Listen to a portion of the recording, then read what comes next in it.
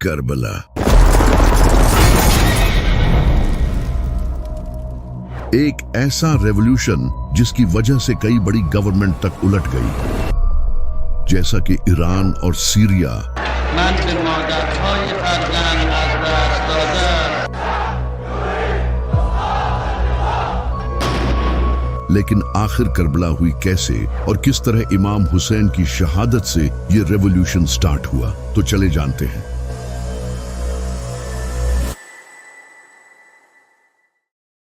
جب یزید کو معاویہ نے امام حسن علیہ السلام کی ٹریٹی توڑ کر خلیفہ بنا دیا تو اپنی موت سے پہلے معاویہ نے اپنے بیٹے یزید کو وارن کیا اور کہا کہ حسین سے ہوشیار رہنا، اگر یہ تیرے خلاف کھڑا ہوا تو تو نہیں بچے گا۔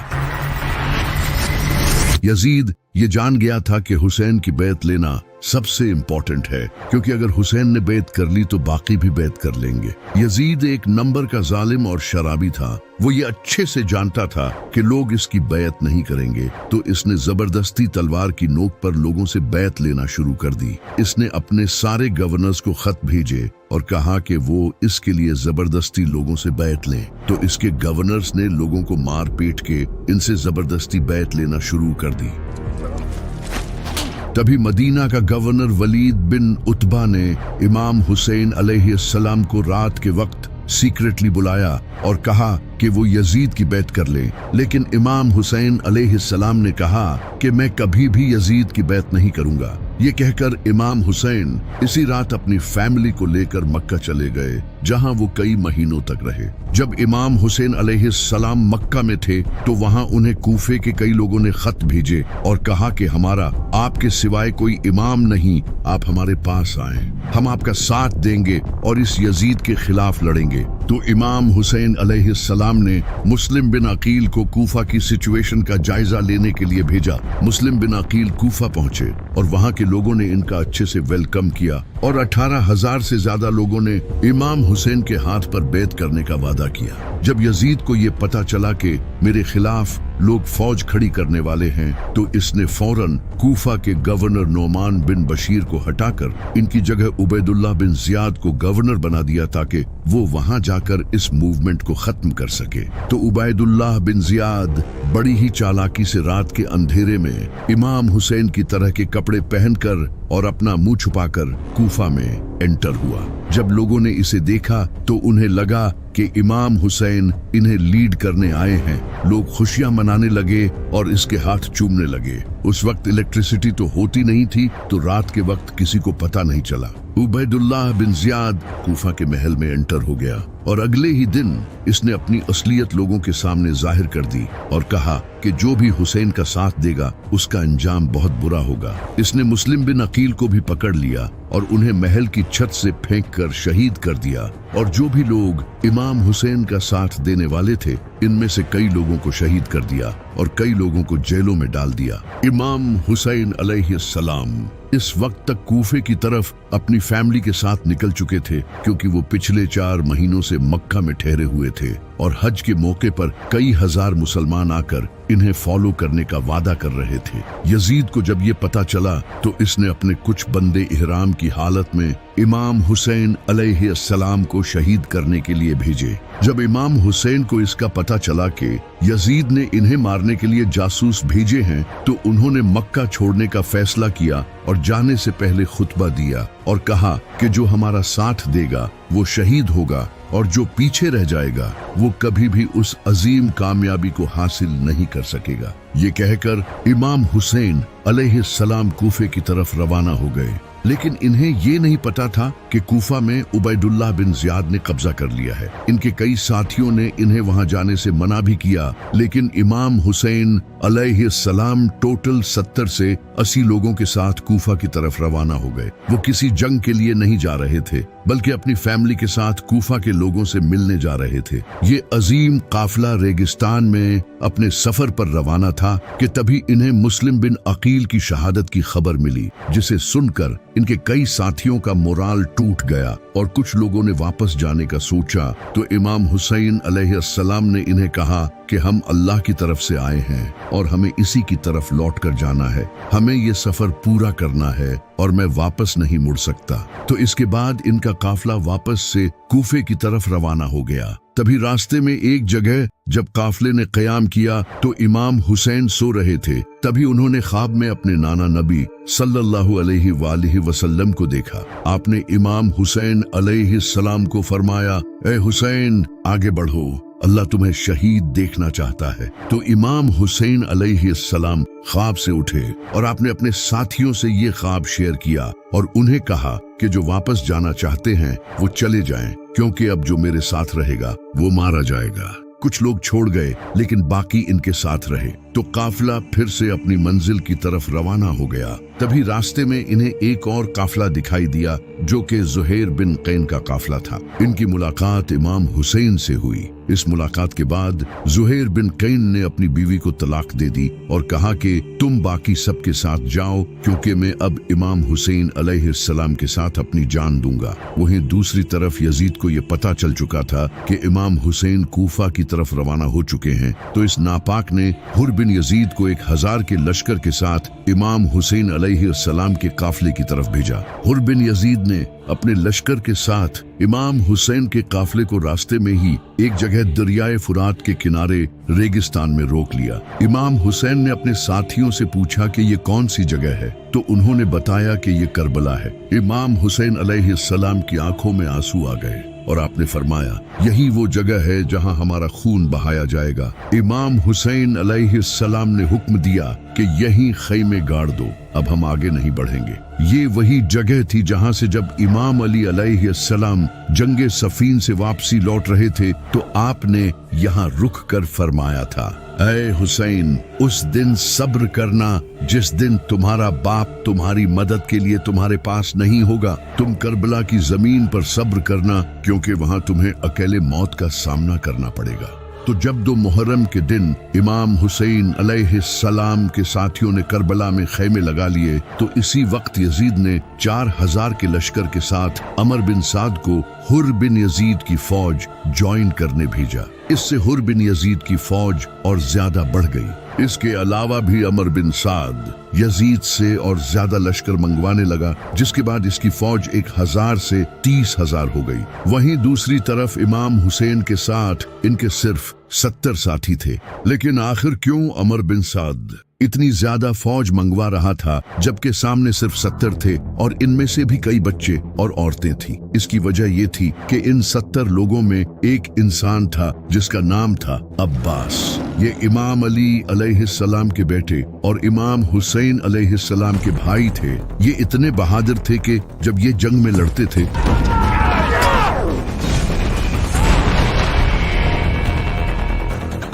तो लोगों को लगता था कि अली लड़ रहा है। इन्हें इमाम अली अलैहिस्सलाम ने तहज्जुद में अल्लाह से मांगा था। आपने दुआ की थी, ऐ अल्लाह, मुझे ऐसा बेटा अता फरमा जो मेरे बेटे हुसैन को इसकी तन्हाई के दिन सहारा दे। मुझे ऐसा बच्चा अता कर जो हुसैन का वफादार हो, जो करबला में इसके साथ खड़ा हो, जो इसके लिए अपनी जान दे और मौत के सामने न झुके। तब जाकर अल्लाह ने उन्हें अब्बास जैसा बेटा दिया। इसी वजह से अमर बिन साद लगातार फौज मंगवा रहा था, क्योंकि सामने अब्बास खड़ा था। तो इमाम हुसैन ने कूफा के लोगों को एक खत लिखा उन्हें अपनी इस कंडीशन के बारे में बताने के लिए, लेकिन वो खत कभी कूफा के लोगों तक पहुंचा ही नहीं। इमाम हुसैन और इनके साथी शदीद प्यास बर्दाश्त कर रहे थे, क्योंकि अमर बिन साद ने 500 फौजी फुरात के किनारे खड़े कर दिए थे। इस वक्त रेगिस्तान में शदीद गर्मी थी, सूरज सर पर था, बच्चे रो रहे थे और इनके होंठ सूखे पड़े थे। यहाँ तक कि औरतें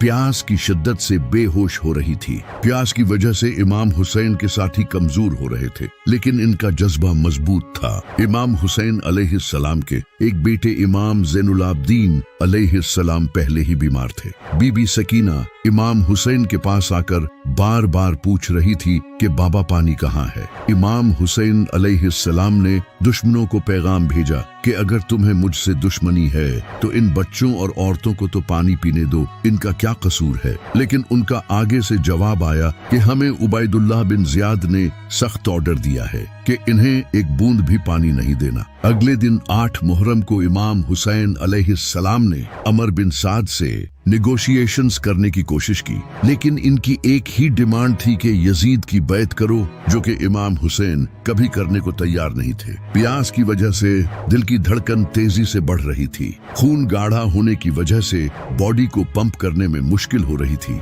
ब्रेन फंक्शंस कम हो रहे थे और ये सब बच्चों में और ज्यादा हो रहा था। 9 मुहर्रम का दिन आ चुका था और इसी आजमाइश में 9 मुहर्रम का दिन भी गुजर गया। इमाम हुसैन अलैहिस्सलाम ने सारी रात इबादत की और अपने साथियों से कहा, तुम अब जा सकते हो, दुश्मनों को सिर्फ मेरी जान चाहिए, मैं नहीं चाहता कि मेरी वजह से किसी की जान जाए। इसके बाद इमाम हुसैन ने चिराग बुझा दिया और जब थोड़ी देर बाद चिराग जलाया तो इनका एक भी साथी इन्हें छोड़कर नहीं गया। हुर बिन यजीद को जब ये पता चला कि अमर बिन साद इमाम हुसैन के खिलाफ जंग करेगा तो उन्होंने इमाम हुसैन की फौज ज्वाइन कर ली, क्योंकि वो इमाम हुसैन की इज्जत करते थे।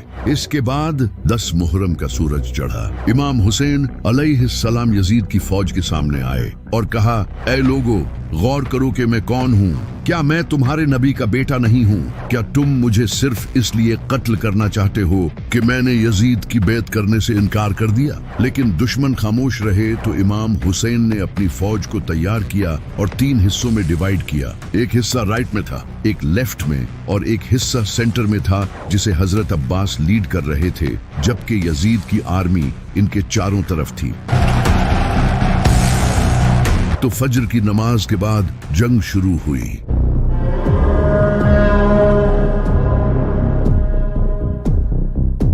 इमाम हुसैन अलैहिस्सलाम के कई साथी एक एक करके शहीद होते रहे। जब इमाम हुसैन के साथी शहीद हो गए तो इमाम हुसैन अलैहिस्सलाम के खूबसूरत बेटे जनाबे अली अकबर, जो कि नबी सल्लल्लाहु अलैहि वसल्लम के हम शक्ल थे, वो मैदान में आए और पुकारने लगे, मैं हूँ अली, अली के बेटे हुसैन का बेटा। हम नबी के घर वाले हैं और अल्लाह की कसम हम कभी भी बातिल के सामने नहीं झुकेंगे। जब यजीद की फौज ने जनाबे अली अकबर के चेहरे को देखा तो वो खामोश हो गए। कुछ ने तो नजरें नीची कर ली और कुछ ने अपने चेहरे फेर लिए, क्योंकि जनाबे अली अकबर नबी सल्लल्लाहु अलैहि वसल्लम के हम शक्ल थे। ऐसा लग रहा था जैसे नबी सल्लल्लाहु अलैहि वसल्लम ही मैदान में आ गए हों। इसके बाद वो आगे बढ़े और एक के बाद एक दुश्मन को मारते गए, लेकिन दूर से किसी ने इनके सीने में नेजा मारा, जिसके बाद वो नीचे गिरे और इमाम हुसैन को पुकारने लगे। इमाम हुसैन पूरी तेजी से इनके पास आए और इन्हें उठाकर कहने लगे, ऐ अल्लाह, तू गवाह रहना, इन्होंने उसे भी शहीद कर दिया जो सूरत में तेरे नबी से सबसे ज्यादा मिलता था। इसके बाद इमाम हसन अलैहिस्सलाम के बेटे जनाबे कासिम अलैहिस्सलाम ने इमाम हुसैन से जंग की इजाजत मांगी तो इमाम हुसैन अलैहिस्सलाम ने कहा, ऐ कासिम, तुम ही इकलौते अपने बाप की निशानी हो, मैं तुम्हें कैसे जाने दे सकता हूँ? तो जनाबे कासिम अलैहिस्सलाम ने कहा, चचा जान, आपके लिए मुझे मौत शहद से भी ज्यादा मीठी है। इमाम हुसैन अलैहिस्सलाम ने इन्हें गले लगाया और रोने लगे। तो फिर जनाबे कासिम मैदान में आए और बड़ी बहादुरी से लड़े, लेकिन कुछ देर बाद किसी ने पीछे से इन पर हमला किया और वो भी शहीद हो गए। इमाम हुसैन अलैहिस्सलाम इनके पास गए और इनके जिस्म को उठाया। इसके बाद इमाम हुसैन के 2 भतीजे भी शहीद हो गए। हजरत अब्बास अलैहिस्सलाम भी जंग में मसरूफ थे। जब उन्हें बच्चों के रोने की आवाज आई तो उन्होंने इमाम हुसैन अलैहिस्सलाम से पानी लाने की इजाजत मांगी। इमाम हुसैन ने उन्हें इजाजत दे दी। इसके बाद हजरत अब्बास अलैहिस्सलाम अपने घोड़े पर सवार हुए और यजीद की आर्मी को चीरते हुए फुरात की तरफ बढ़े। वो रास्ते में आने वाले हर एक को खत्म करते गए और दरिया पर पहुंच गए। वहां पहुंचकर उन्होंने पीने के लिए अपने हाथों में कुछ पानी लिया, लेकिन जैसे ही उन्हें याद आया कि इनका खानदान प्यासा है तो उन्होंने पानी अपने हाथों से गिरा दिया। इसके बाद वो अपने मशकीजे में पानी लेकर अपने घोड़े पर बैठे और वापस खेमों की तरफ बढ़ने लगे, लेकिन तभी कुछ दुश्मनों ने इनके बाजू पर हमला किया और इनका एक बाजू काट दिया। उन्होंने दूसरे हाथ में मशकीजे को पकड़ लिया, लेकिन इनका दूसरा हाथ भी काट दिया गया। तो उन्होंने अपने मुंह में मशकीजे को पकड़ लिया, लेकिन इसके बाद उन्हें शहीद कर दिया गया।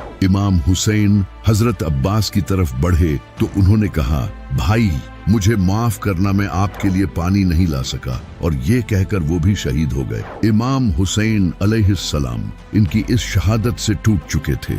इसके बाद इमाम हुसैन अलैहिस्सलाम अपने 6 महीने के बेटे अली असगर को इनके सामने लाए और कहा, मेरे लिए न सही, कम से कम इस बच्चे के लिए ही पानी दे दो। लेकिन एक जालिम ने जनाबे अली असगर के गले में तीर मारकर उन्हें शहीद कर दिया। इमाम हुसैन अलैहिस्सलाम ने जनाबे अली असगर के खून को ऊपर उछाला और फरमाया, ऐ अल्लाह, मेरी इस कुर्बानी को याद रखना।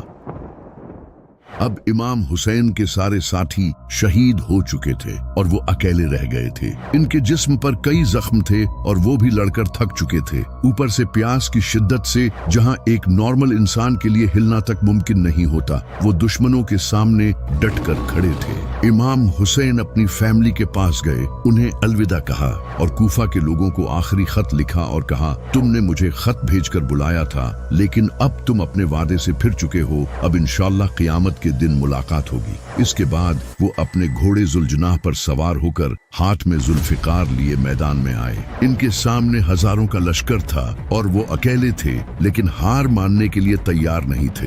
एक तरफ वो तादाद में डायनासोर्स थे और दूसरी तरफ एक जख्मी शेर। इमाम हुसैन पूरी रफ्तार से फौज की तरफ बढ़े और अपनी तलवार से दुश्मनों को चीरने लगे। वो दुश्मनों की सफ़ें चीरते हुए आगे बढ़ते रहे। दुश्मनों की गर्दनें हवा में परिंदों की तरह उड़ रही थी। कई फौजी शौक हो गए। कुछ फौजियों ने कहा, हमने कभी किसी इंसान को इस प्यास और जख्मी हालत में लड़ते नहीं देखा। ये ऐसे लड़ रहा है जैसे ये इस दुनिया का नहीं है।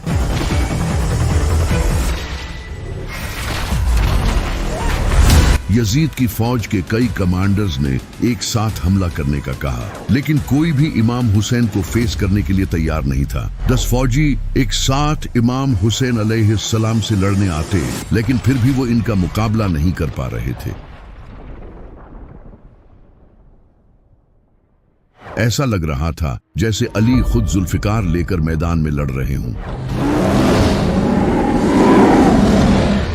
दूर खड़े अमर बिन साद ने जब ये देखा तो इसने ये देखकर अपनी फौज को कहा, चारों तरफ से हमला करो और हुसैन पर दूर से तीर बरसाओ।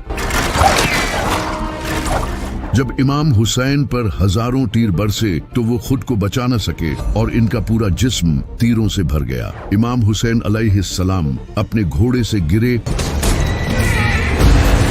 और सजदे की हालत में चले गए। इसके बाद वो शहीद हो गए। इमाम हुसैन की शहादत के बाद शिमर इमाम हुसैन अलैहिस्सलाम के पास आया और आपके सीना मुबारक पर इसने अपना नापाक पांव रखा और इसके बाद इमाम हुसैन अलैहिस्सलाम के सर को तन से जुदा कर दिया। इमाम हुसैन के खैमों को लूटा गया, इनकी औरतों और बच्चों को कैदी बना लिया गया। इमाम हुसैन की शहादत के बाद एक ऐसा रिवॉल्यूशन आया जो कि आज तक कायम है। इमाम हुसैन की शहादत का जब कूफा के लोगों को पता चला तो उन्होंने इमाम हुसैन की कब्र पर आकर कसम खाई कि वो यजीद के खिलाफ आखिरी दम तक लड़ेंगे। इनका इम्तिहान हमारी तलवार ही लेगी। इसके बाद उन्होंने यजीद के खिलाफ जंग की और शहीद हो गए। इसके बाद मक्का में अब्दुल्लाह बिन जुबैर ने यजीद की बैत करने से इनकार कर दिया। यहाँ हम उनको रोकेंगे। जिसके बाद मक्का के मुसलमानों ने यजीद से जंग की और हजारों मुसलमान शहीद हुए। ना रहम करो। इसके बाद मदीना के लोगों ने भी यजीद की बैत तोड़ दी।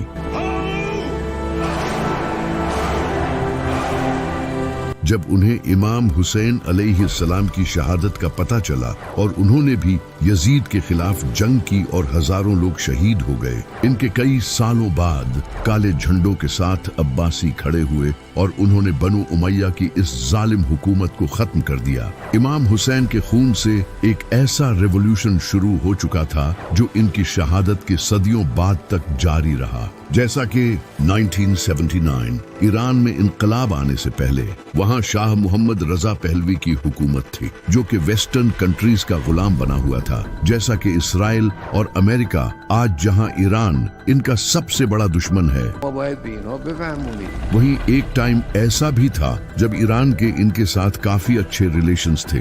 On behalf of all of my fellow Americans in welcoming you to the United States. اس وقت ایران میں فل ویسٹرن کلچر تھا اور ریلیجیس اسکالرز تک کو سپریس کیا جاتا تھا۔ تبھی ایک انسان کھڑا ہوا جس کا نام تھا آیت اللہ خمینی۔ خمینی نے لوگوں کو بتانا شروع کیا کہ ہر دن عاشورہ کا دن ہے اور ہر زمین کربلا کی زمین ہے، یعنی کہ وہ لوگوں کو یہ کہنے لگے کہ ہمیں کربلا کی طرح اس یزید کے خلاف بھی کھڑا ہونا پڑے گا اور ایران میں رجیم چینج لانا ہوگا۔ خمینی نے مجلسوں میں لوگوں کو اویئر کرنا شروع کیا، لوگ ان کی بات سمجھنے لگے اور لبیک یا حسین کے نعرے لگانے لگے، لوگ امام حسین علیہ السلام کے جھنڈے اٹھانے لگے اور یہاں تک کہ کئی ہزاروں مسلمانوں نے حکومت سے لڑنے میں اپنی جان تک دی۔ لوگ امام حسین علیہ السلام کی سٹوری سے موٹیویٹ ہونے لگے اور اسی طرح آیت اللہ خمینی نے ایران کی حکومت پلٹ دی، من به مادرهای فرزند از دست داده جس کے بعد ایران میں ویسٹرن کلچر ختم کر کے اسلامی حکومت لائی گئی۔ ایران کی اسلامی موومنٹ سے انسپائر ہو کر نائجیریا میں شیخ ابراہیم نے بھی شیعہ موومنٹ سٹارٹ کی۔ یہ لوگ بھی امام حسین کے نعرے لگانے لگے اور پروٹیسٹ کرنے لگے، جسے دیکھ کر دسمبر 2015 میں نائجیریا کی سیکیورٹی فورسز نے ان پر اٹیک کیا اور 1000 سے زیادہ شیعہ مسلمان شہید ہوئے، جس میں سے 3 تو شیخ ابراہیم کے بیٹے تھے۔ شیخ ابراہیم اور ان کی بیوی کو گولی ماری گئی اور بغیر کسی مقدمے کے انہیں جیلوں میں ڈال دیا گیا۔ اسی طرح عراق کے لوگوں نے حکومت کی کرپشن، غربت اور امریکہ کی فورن انٹرفیرنس سے تنگ آ کر حکومت کے خلاف پروٹیسٹ شروع کر دیے۔ Iraq is dealing with a fourth day of violent anti-government protests. یہ پروٹیسٹرز خود کو حسین اور حکومت کو یزیدی بولنے لگے۔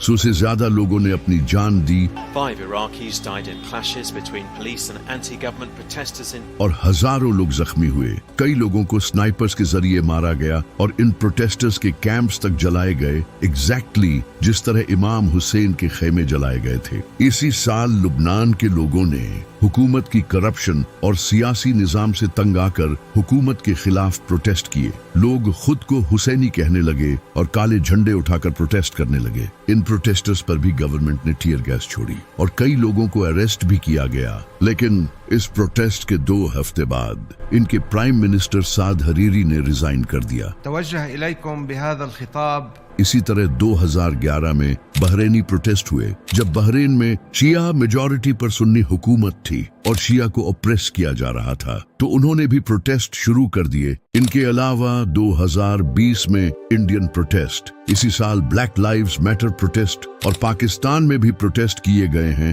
جن کے پیچھے کی انسپریشن کربلا تھی۔ یہی وہ ریولوشن ہے جو امام حسین نے اپنے خون سے شروع کیا، جسے آج بہت سے لوگ نہیں جانتے۔ اسلام خود ایک پولیٹیکل ریلیجن ہے۔ نبی صلی اللہ علیہ وآلہ وسلم خود ایک پولیٹیشین تھے، آپ نے کافروں سے ڈیل کی اور اسلام کو اسٹیبلش کیا۔ اسی طرح پہلے خلیفہ حضرت ابو بکر رضی اللہ تعالیٰ عنہ بھی ایک پولیٹیشین تھے اور حضرت عمر رضی اللہ تعالیٰ عنہ، جنہوں نے رومن اور پرشین امپائرز کے خلاف جنگیں کی اور اس سے اسلام پوری دنیا میں پھیلا۔ امام علی علیہ السلام بھی پولیٹیشین تھے جو کہ حضرت ابو بکر، عمر اور عثمان کے دور میں حکومت کے ساتھ رہے اور انہیں مشورے دیتے تھے اور اپنے دور میں بھی حکومت کی۔ اسی وجہ سے اسلام ایک پولیٹیکل ریلیجن ہے۔ اسلام کا خود کا خلافت سسٹم ہے۔ یہ دین حکومت کرنے کے لیے ہی بنا ہے۔ اگر مسلمانوں پر کافر حکومت کریں گے تو مسلمانوں کی نماز اور روزے کا کوئی فائدہ نہیں ہوگا۔ ये काफिर जुल्म करेंगे और मुसलमान कुछ नहीं कर पाएंगे, जो कि आज आप फिलिस्तीन में देख सकते हो। इसी वजह से सबसे पहले हमें पॉलिटिकल एक्टिव होना पड़ेगा और अल्लाह की हुकूमत कायम करनी पड़ेगी, वरना हमारी नमाजों का कोई फायदा नहीं। इसी वजह से अल्लामा इकबाल ने कहा था कि लोग जिस दीन को मस्जिदों में तलाश करते हैं वो दीन करबला की जमीन पर पड़ा है।